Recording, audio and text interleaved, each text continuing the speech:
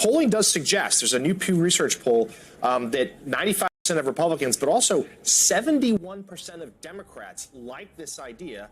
So why do you not? It's Jim Crow 2.0, and I called it Jim Crow 2.0, and the right wing went nuts all over the internet. That's because they know it's true. What they're trying to do here is the same thing that was done in the South for decades to prevent people of color from voting. Everything that guy just says, bull. Thank you. What in the world could be more important to the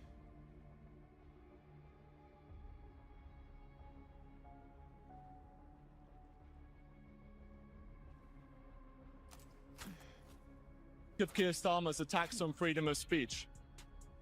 It's exactly what you'd expect from someone who holds his position. It's nothing new. I think in the UK, things have gone farther in the UK on, what would you say, with regards to threats to freedom of expression than maybe anywhere in the West, although Canada's doing its best to play catch-up, maybe New Zealand. It's in keeping with his ethos. It's not surprising, and it's a... Starmer thought he was walking into a polite debate. But then, Jordan Peterson showed up with a flamethrower built from logic, caffeine, and a thesaurus. Within minutes, Starmer looked like a glitching Siri trying to define socialism. This wasn't politics, it was a TED Talk colliding with the WWE. And guess who brought the steel chair? If you've ever wondered what it looks like when a philosopher dismantles a politician's entire worldview, you're about to find out. Somewhere in the fog of Downing Street, Starmer is struggling to lead a country with the charisma of a fax machine and the conviction of lukewarm tea. Enter Jordan Peterson, not in person, but as a philosophical thunderstorm, a walking library with teeth, tearing apart every fragile plank of Starmer's so-called leadership, like a masterclass in self-sabotage. Surprise you that Keir Starmer doesn't want a national inquiry into grooming gangs? No, that doesn't surprise me. It's exactly what you'd expect.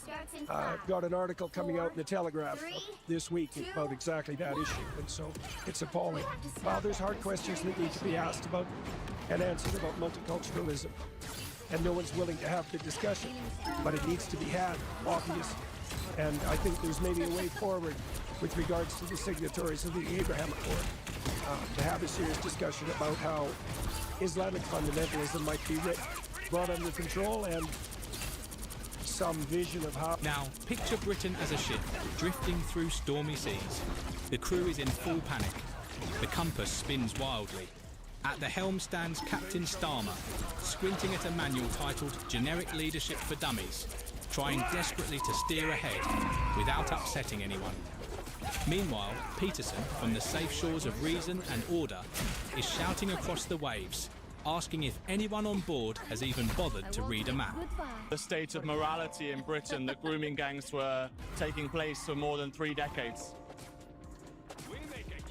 No, that's what happens when a naive, demented, and self-righteous multiculturalism takes the upper hand, and when the upper class is willing to sacrifice the poor to their own moral presumptions. Yeah, it's appalling in every possible way. So, and it indicates, it's indicative of something truly hideous beneath the surface. Not only on the rape gang side, but obviously on the side of the authorities that conspired to keep it a secret. Dreadful. Starmer's identity crisis isn't a phase, it's a full-time lifestyle. One day he's the people's progressive knight in shining armour. The next, he's polishing his centrist credentials like a well-worn antique briefcase. He changes positions so often you'd think he's performing interpretive dance instead of running a government. And no, this isn't adaptability, it's pure ideological whiplash. A prediction for the UK election. You've been quite scathing about Keir Starmer, the polls show at the moment. So, if the election happens in the autumn, it seems likely that he is heading to some kind of victory. What do you think that would mean for Britain? And do the Conservatives have any chance of stopping that? I think it would be catastrophic. I believe that Labour, like the Socialist parties in Canada, is absolutely overwhelmed by the diversity, equity, and inclusivity, victimizer narrative types. Peterson, a man who boils human behaviour down to 12 rules, would see Starmer's political gymnastics as pure existential avoidance. If clarity were money, Starmer would be broke. His policies exist and don't exist at the same time, depending on the crowd. On the economy, his budgets feel like spreadsheets come to life. Promises of growth, but no engine. Just wishful thinking, tax tweaks for the middle class, and pats for billionaires. Peterson's focus on competence exposes Starmer's obsession with surface-level stability. He governs like a dental clinic, all procedure, no passion. Under him, the economy feels like a museum of broken calculators and recycled slogans. Even if Starmer himself has any sense, which I doubt, the probability that his minions will lay waste to the UK is certain, in my estimation. There's so much behind the scenes tyrannizing going on in the name of hypothetical utopian progress that it's almost unimaginable. I mean, the CCTVs in the ULEZ zones are a great example of that. Everything that's happened in London under Sadiq Khan, who's like poster boy for ideologically addled globalist utopians. And if the Labour gets in, and I can understand why the citizens of the UK are hungry for a change, if Labour gets in, it's like Venezuela, here we are. When it comes to culture, Starmer is so scared of offending anyone that he's turned Labour into the political version of gluten-free tofu, bland, weak and apologising just to hold its shape. He dodges cultural debates like they're radioactive. Pretending they don't exist isn't a strategy unless the goal is to bore voters into submission. Peterson, by contrast, champions clarity, conviction and a moral framework. Starmer acts like staying silent will hide his party's lost moral compass, whispering, "If I ignore reality, maybe it won't ask questions." And the authoritarian streak, once hailed as a champion of party democracy, he now runs Labour like a private club for risk-averse technocrats. Candidate selection has the grassroots of a North Korean election, and any dissent is swiftly exiled. The left wing has been wiped out like a Soviet-era family photo. Starmer's posturing with regards to adolescence is only going to make that worse. It's bad psychology, and it's not only that, it's also oriented not to help young people, but to make Mr. Starmer feel a hell of a lot more secure in the idiot presumptions of his amazing Spider-Man. So, and that's really the fundamental aim. It's like, how can we show we're right? We have to burn some young people on the pyre to make sure that our moral presuppositions can remain intact and our faith in our idiocy remains unchallenged. Then we might as well teach kids using a Netflix series on. Now compare that with Peterson's respect for institutional integrity and decentralised power. Starmer isn't leading a movement, he's managing a brand. A bland, lifeless corporate brand with loyalty cards and mandatory PowerPoint slides. For him, leadership isn't vision, it's control. On foreign policy, he doesn't lead, he follows. Summits become cosplayer sessions where he parades as a statesman, reading lines from whichever Western ally sent the latest memo. His stance isn't values-driven, it's optics, press releases and hashtags. Britain under Starmer isn't led, it's managed by a middle manager with delusions of adequacy.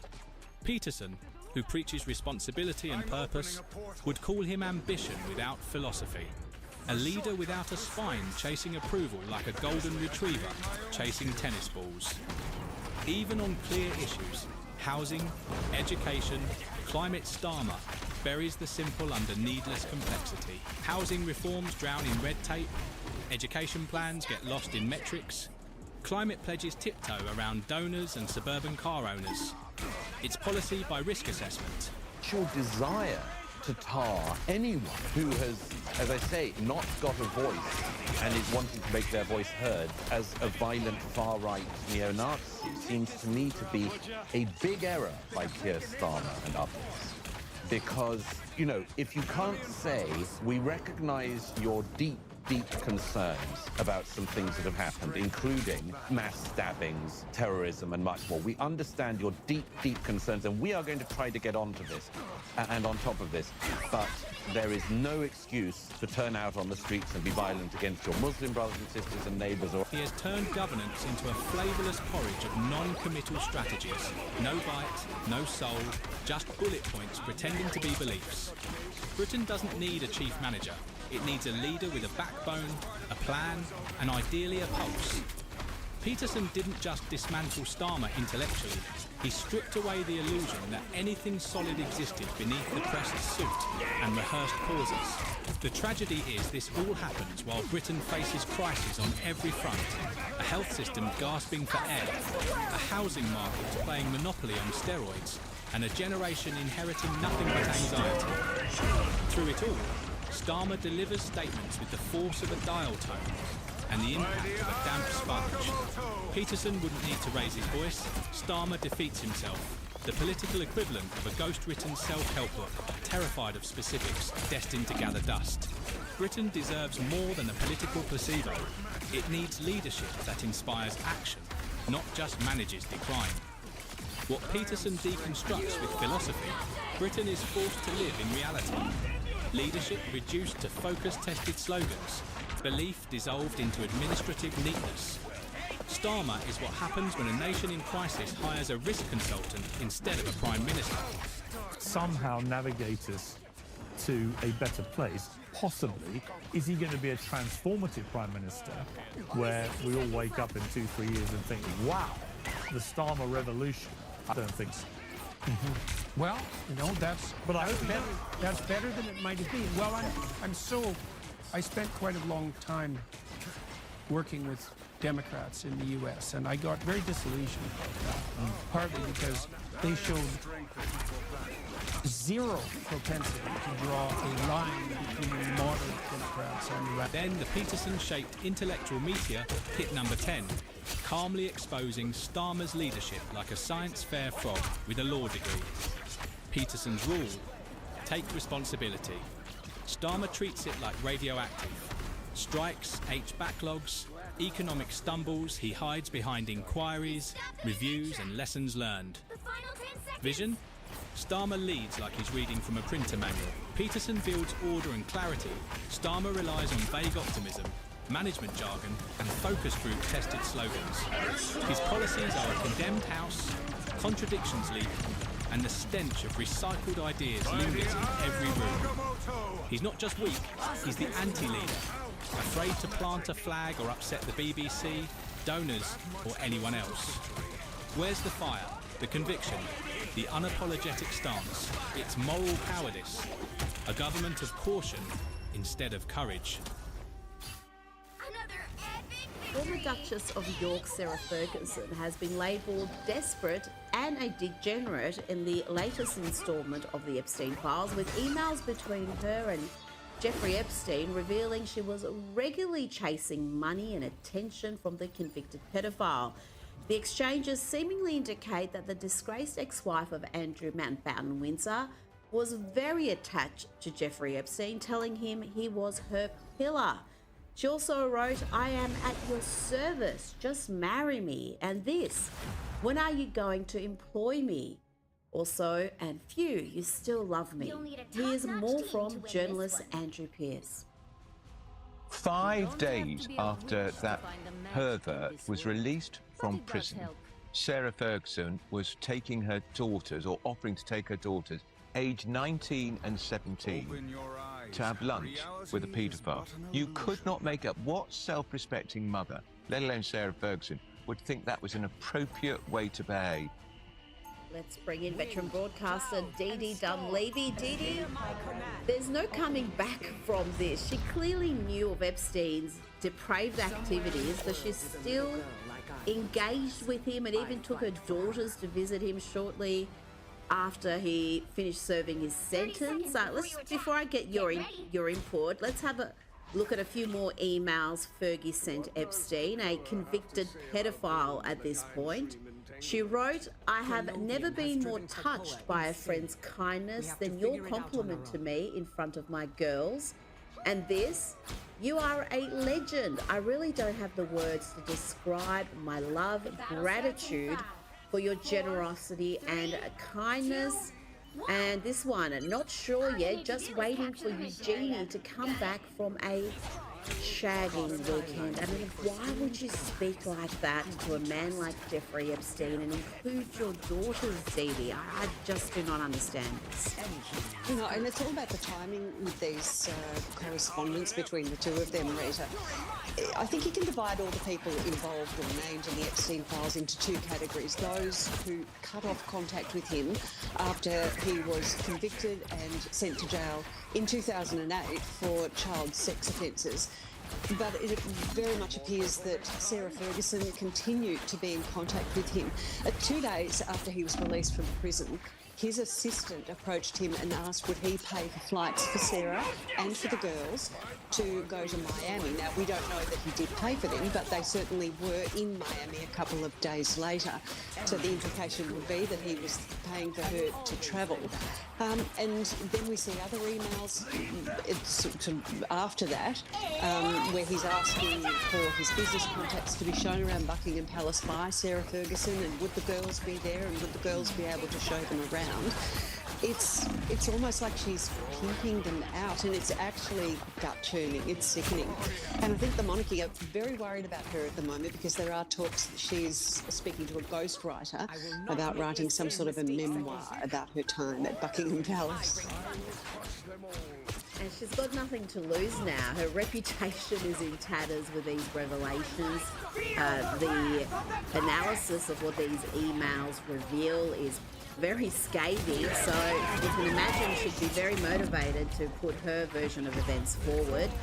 Now, Jeffrey Epstein was not so complimentary about Fergie. In an email from September 2011, this obviously isn't to Fergie, Epstein sends a link to the Daily Mail's coverage of Princess Beatrice's graduation from university, and he writes, pic of F from Friday, F being Fergie, not the prettiest sight.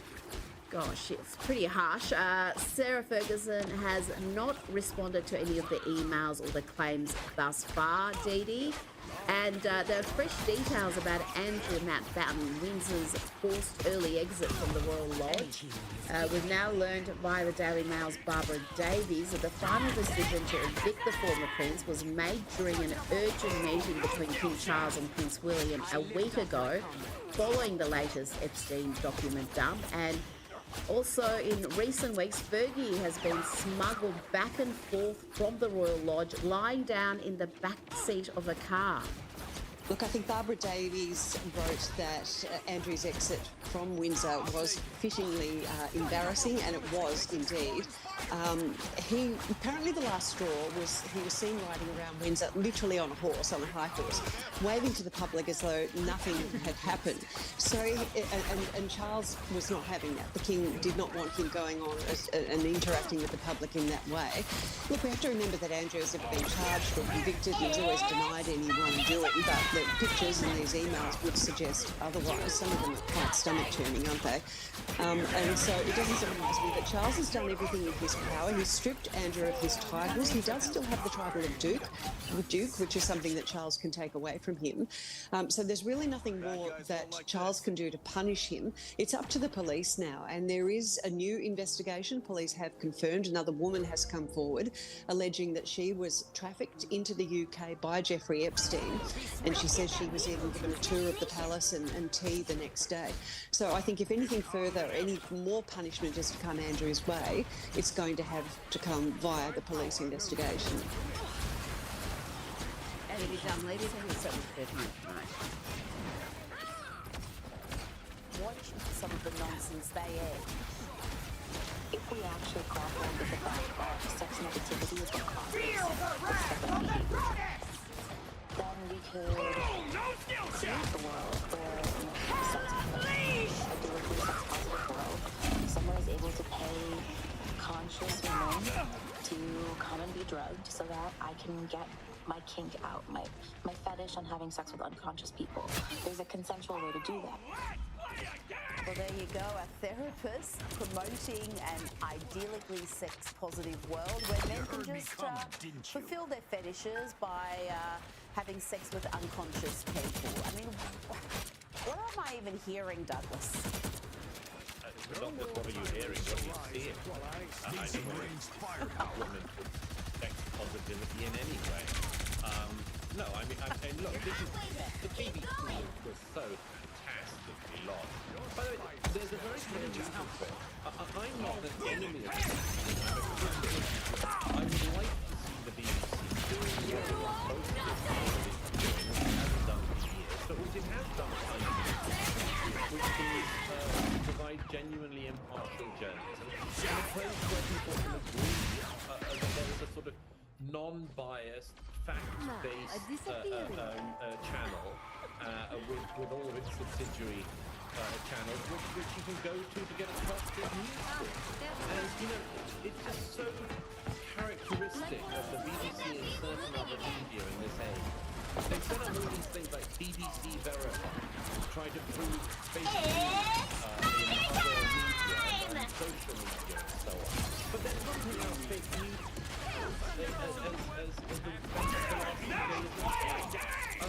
I mean, it's just completely unacceptable that an allegedly non-biased platform would be shown to have extreme bias in so many cases. And the point about that needs to come out is, as Lord Moore, Charles Moore, pointed out the other day, that the bias in the BBC always goes in one direction. You know, it's never like accidentally biased in favour of Nigel Farage.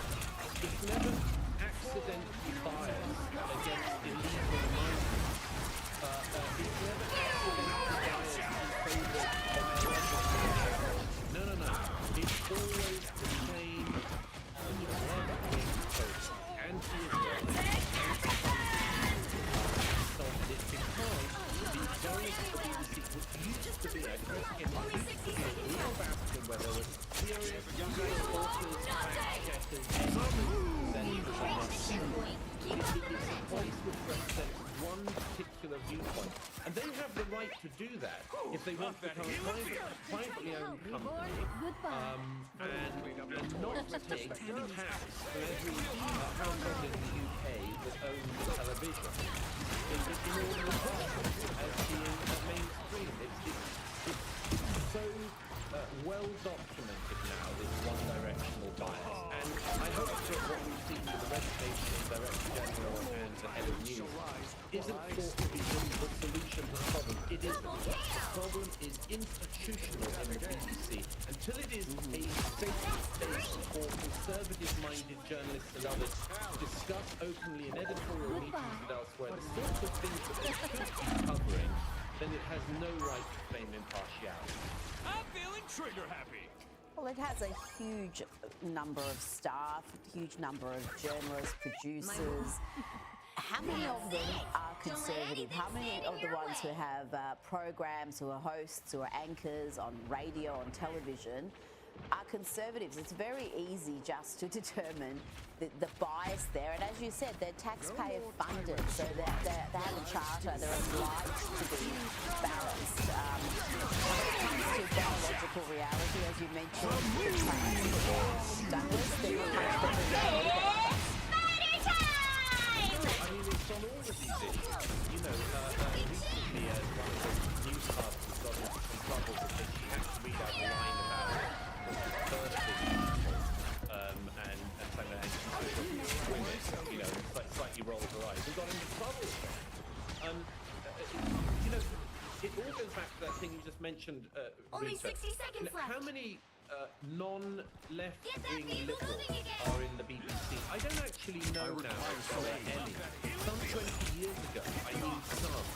I used to get together with some socialists out of hours. I used to joke to them that because the small group of conservatives in the BBC used to meet at a pub or a bar and talk about how they thought they behaved 1950s homosexuals. You know, just a secret code. And hope no one at work can guess their dirty little secrets and so on. It's dangerous. You know, in the editorial process that presented the one directional bias from the fact that when BBC presented the others leaked as a group of them, Newsnight, they let them set up their own. The thing they do, like these guardrails that just pretend to be partiality, they're all campaigning anti-Trump, anti-conservative, anti-foreign, left-wing activists. It's always like that. When they leave the BBC, they even near that they had what they're at. Completely disappeared. And I'm afraid that's still going on. You have presenters like Nick Robertson. No one really knows the behaviour on people like Nick Robertson are trying to cover this up even now this week by pretending there's so I don't see any sign that this is actually going to reform. It's Spider Time! One of the things I love about social media, particularly Heads, or Twitter as it used to be called, is the way it has removed that vignette. You have these individuals on social media putting out their opinions, and then you can see why they report the way they do. And it's one thing to be in the opinion game like you and I are and state our opinions, but when you're supposed to be a news reporter and completely impartial, it's a different thing. And I just want to play you a little clip about the BBC covers trans issues. Now, transgender woman's milk is just as good for babies as breast milk. That's according to a letter from the medical director at University Hospital Sussex NHS Foundation Trust. The claim was made as part of a response against campaign groups. The trust referred to studies and the World Health Organization guidance, including one case which found what it called no observable effects in babies fed by induced lactation. Well, there you go, Douglas. I don't know, maybe you can take a cocktail of drugs and start lactating and feeding a child, and it'll just be just as good as mother's milk. I mean, really, the institutional bias is not just how they present a story and how they frame it, but also it's often with the guest selection and the story selection itself. Yes, I mean, in that case, I'm not going to take you up on your offer of that cocktail, if you don't mind. 30 seconds before you attack. I prefer a straight-up martini myself. But, no, that's an absolutely classic one, isn't it? How could whatever the secretion is that comes out of somebody trying to I told him it's a gut. Biological also, how could whatever cocktail it is that comes out that will be pumped full of the hormones that the person in question is taking, how could that possibly be as good as mother's milk? This is the sort of thing that will push as part of trans extremist agenda, and they don't have to. You know, they could have taken a completely reasonable view all the whole way along, like some of us did, which is things like, you know, let's look into this a bit more, because it seems to be, you know, that there's an awful lot to look into here, and let's not make up facts. But they want to, because they want to push their agenda. And as I say, it's all in one direction. It's never the gender wound critical thing it falls into the direction of. You know, it's always kind of, you know, I'm amazed that she didn't end up claiming that actually trans ladies estrogen testosterone milk is actually best, and we should all go with that all day, otherwise we're bigger. I mean, it's so preposterous, and it's and we should have had a big halt to it a long time ago. And just one other thing on that, Lisa, you mentioned the guests. Absolutely the case. As anyone can see, the last time I was on BBC, right on Newsnight, the presenter does with anyone who's not carrying socialists, and he basically treats anyone of our views as a convict awaiting sentence. They treat you like you're a monstrous criminal in the dock, and they've already decided you're guilty. And then meantime, they get some radical left-wing lawyer, you know, who represents, you know, the most disgraceful and disgusting people in society, and they'll present them as, you know, like human rights champions and all that sort of thing. It's really transparent, and it's really acceptable for a broadcaster that pretends to have impartiality. Now, before you go, Remembrance Day was yesterday, and this clip of a 100-year-old World War II veteran, Alec Pinstone, on Good Morning Britain went viral in recent days. Have a quick look. What does Remembrance Sunday mean for you? What is your message?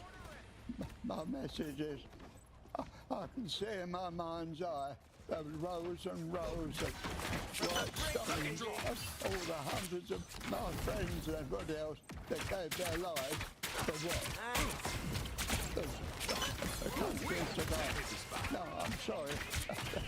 The sacrifice wasn't well to resolve as it is now. That's just so terribly sad, Douglas, that someone who sacrificed so much for Britain is so dismayed by what it has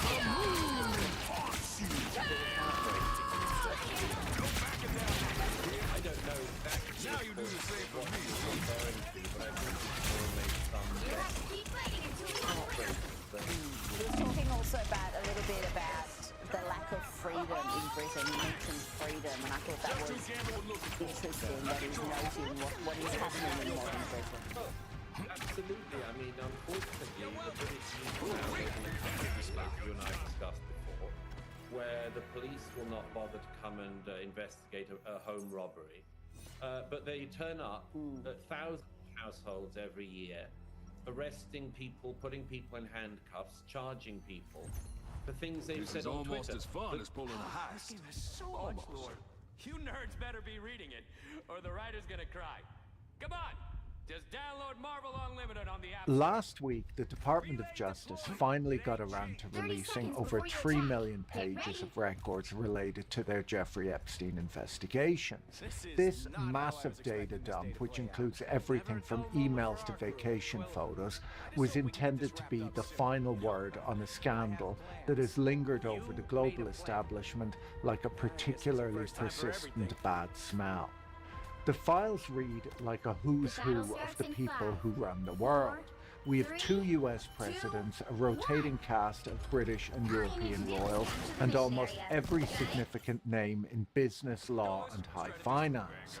Many people who claimed that they only had tangential relationships with Epstein were shown to be a lot closer than they had admitted.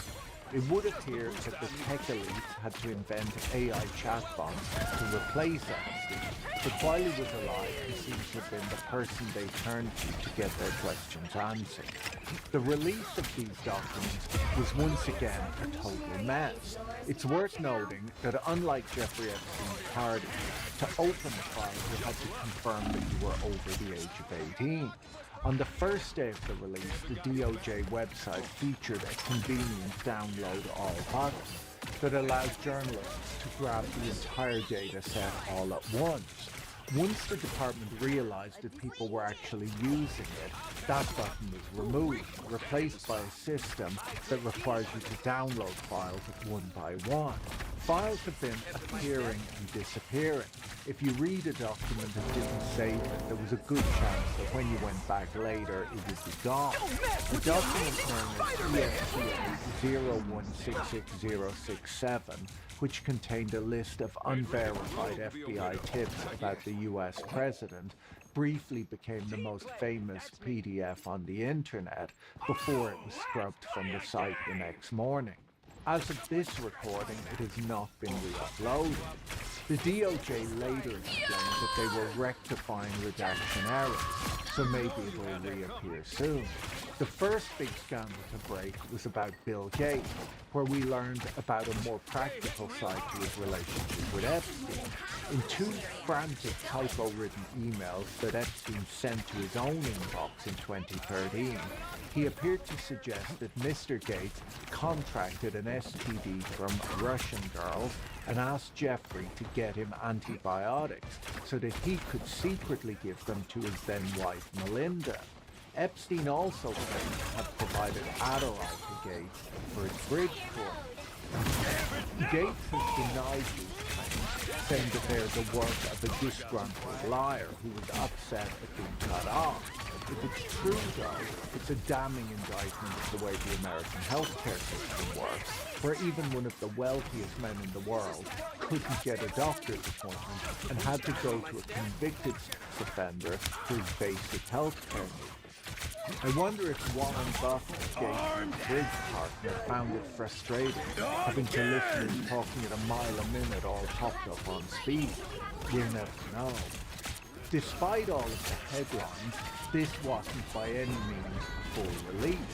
The DOJ said that they had 6 million pages of records, but they've only handed over about 3.5 million. The missing records include bank and brokerage records, along with communications with foreign governments, and basically the things that people were actually looking for. Lawmakers have pointed out that the law forbids redacting files just to avoid reputational harm or due to political sensitivity. The DOJ seems to have treated those guidelines as mere suggestions. The redactions themselves are frankly bizarre.